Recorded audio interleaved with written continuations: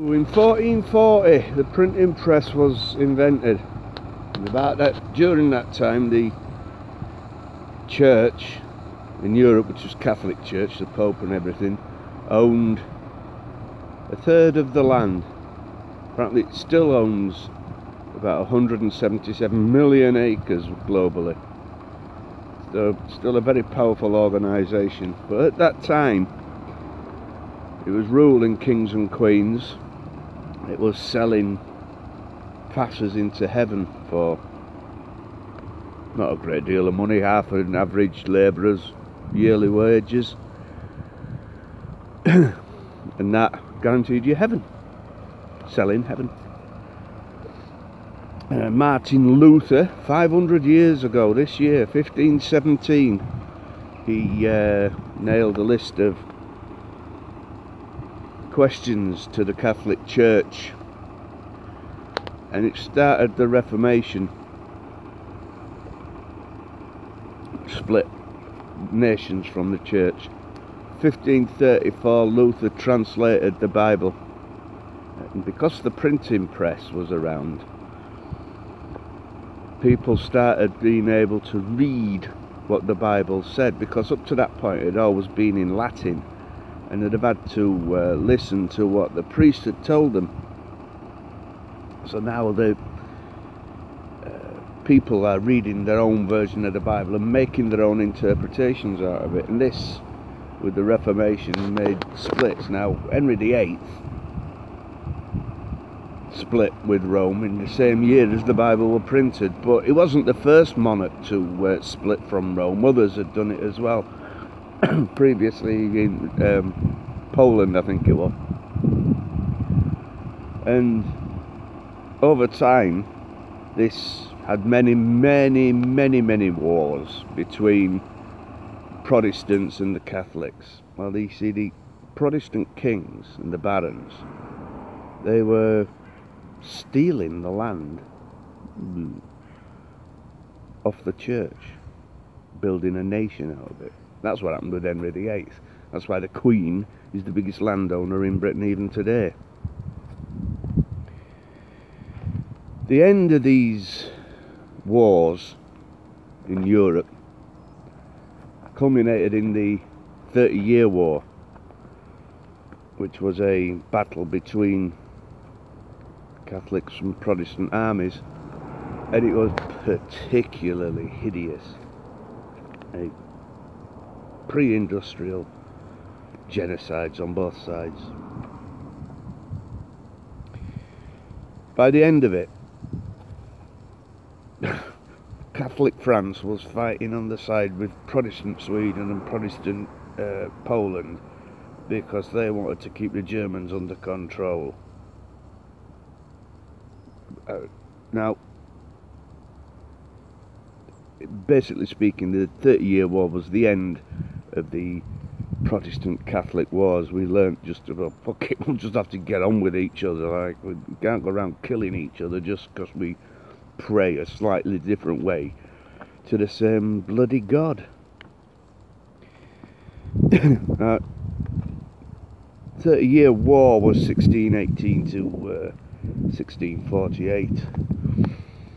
The English Civil War, and not forgetting the printing press was around by now, brand new technology, and we'd started to get leaflets and pamphlets and news coming out of Europe, and the Huguenots were coming over, Protestants were coming over from France and Germany, having brutalised by the other army.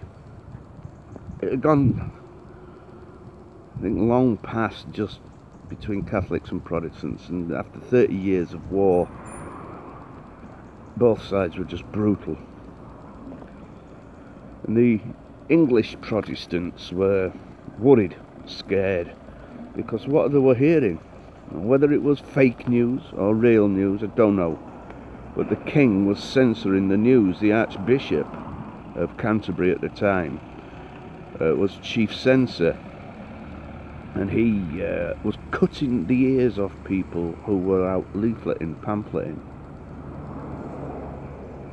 Now, This then degenerated into the English Civil War in 1642. Now,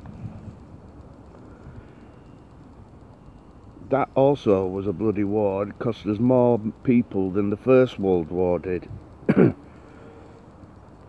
Now, that wasn't necessarily Catholic and Protestant. That was the right of the king to rule, but he had a Catholic queen, and the people were worried about what Catholics were doing to Protestants, and the Civil War, Roundheads and the Cavaliers started.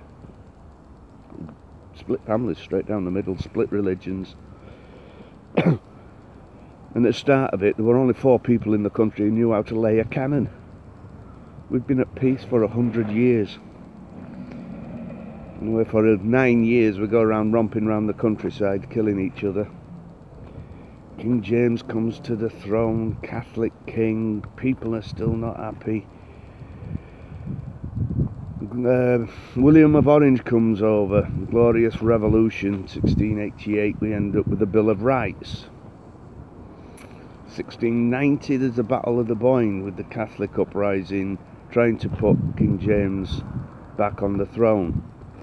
And Cromwell and whoever goes roaming round Ruddy Island for 30-40 years causing bloody mayhem.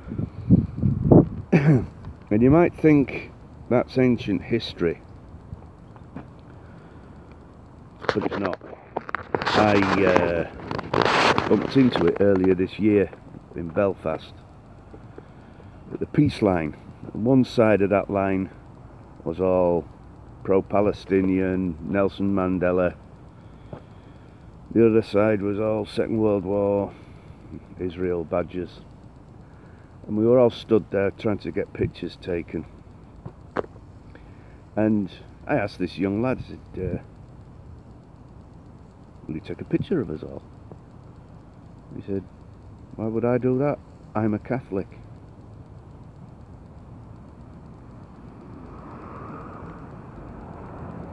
We really need to sort this fault line out.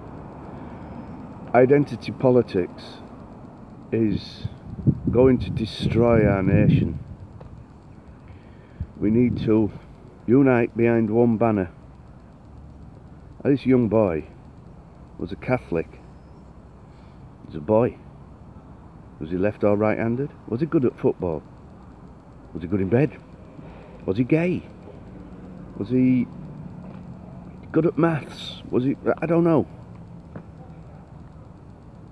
But the predominant thing is Catholic. Then you've got blacks, black and ethnic minorities. I'm going to pause this now, think things through.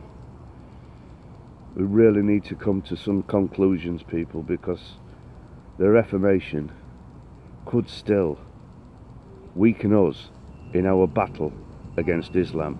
Unity is key.